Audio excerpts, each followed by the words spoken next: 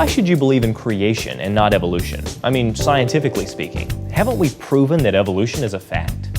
Well, the word evolution can mean a lot of different things today.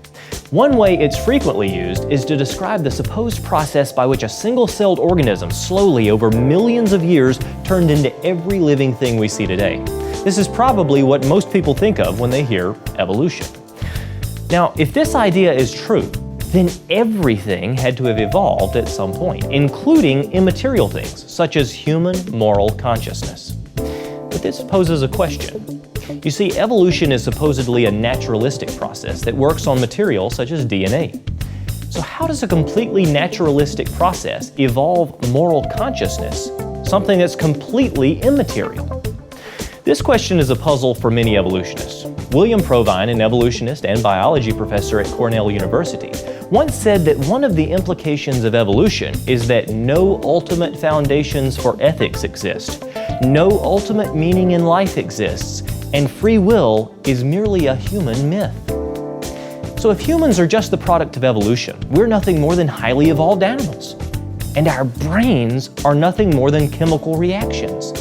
So how can anyone hold someone accountable for simply behaving according to chemical reactions in their brain?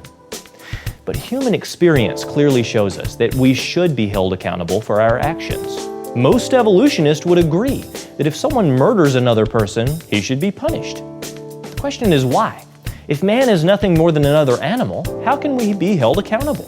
After all, no one punishes a lion for killing a gazelle or an eagle for snatching a trout from a stream.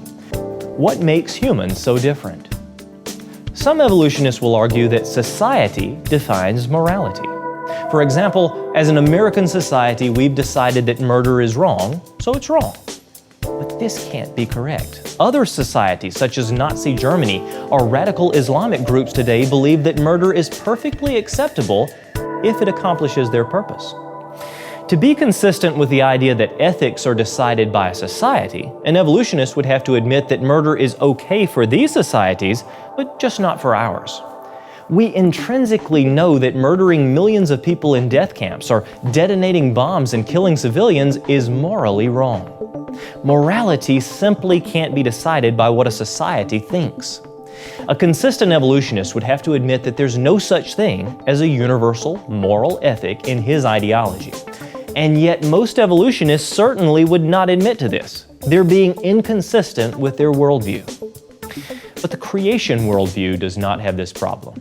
The Bible, the Word of our Creator, Yeshua of Nazareth, provides a foundation for morality.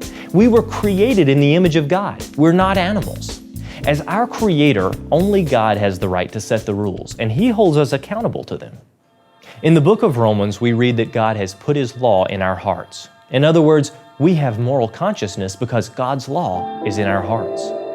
The Bible also explains why no one can live a perfectly moral life and why we see death and suffering. In the book of Genesis, we read that God created a perfect world. But the first people, Adam and Eve, rebelled against God. They introduced sin into the world, and now we all sin and fail to live up to God's law.